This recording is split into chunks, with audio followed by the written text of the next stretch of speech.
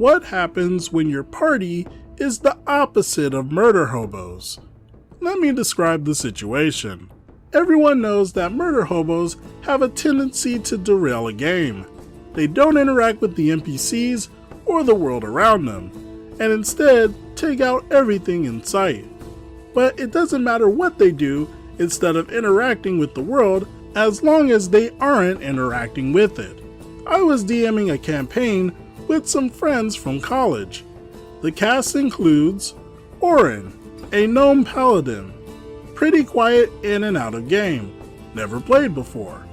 Ophelia, a tiefling bard, ditto to my last statement. Pog, cleric/Gint the sorcerer, one of my close friends from high school, played with him a lot. Great guy, good at making decisions and playing the game.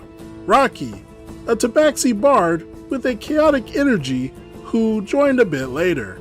And I'm the DM. Let me start by saying I love these people, but I probably wouldn't DM this group again. The relationship between the DM and the players is double-sided. The more the DM gives the player, the more they have to do, and the more the players give the DM, the more the DM can engage the players. This campaign started pretty normally, but I quickly realized I was having to work a lot harder than normal to get players to take plot hooks. I can often give subtle suggestions to nudge players in one direction or another, but with this group, I felt like I would have to shout, "Hey, here's a quest!" and they would still need some convincing. As we got a few more sessions in, I was struggling, and I think Pug realized this and started to take a bit of a party leader role. He helped guide the newbies along and tried to get them out of their shell. They weren't budging. They mostly just went with what Pog did. They said they were enjoying the game and had been wanting to play for a while. I began making decisions a lot clearer. You can go to this mountain to find the grave, or keep traveling with the circus to get up north. Even like this, there was little response. Enter Rocky. On some level, he brought some excitement to the game. A new party member added some new dynamics. But Rocky and Pog's boldness, combined with Orin and Ophelia's meekness, led them to some interesting places. Much like murder hobos, they refused to engage, but in a different way. They came to the conclusion that all the problems in this world could be solved if everyone just chilled out. So they traveled the world, ignoring NPCs' problems and their own issues, and instead just told them to chill. The kingdom is torn by war! We're all starving! Bro, just chill. There's a powerful djinn that could terrorize the land if we don't stop it. Don't worry, just take a chill pill.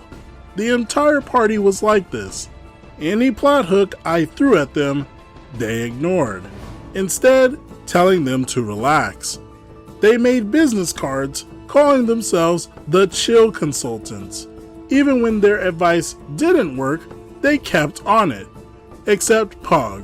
He tried his hardest to get them to make decisions, but it didn't work. Instead of choosing to have their characters do things, they just decided to relax and let the world burn. And then Pog died in a bandit attack I threw in just to make them do something. They all forgot their spells and just wanted to chill, and Pog went down because of it. He rolled a new character, 7 actually, and they did job interviews, which was the best thing this group ever did. But they only wanted to know one thing: which character was chill enough to join the party. They settled on Gint, a nerdy magic student with all the backbone of a Tal. The player couldn't even try to make decisions because his character was too timid, and the other players wouldn't listen to him because he wouldn't chill out. This whole time, I've been basically railroading players to try to make the game at least interesting, and maybe get them to do something, anything. It even went far enough that I added a DM PC to suggest courses of action.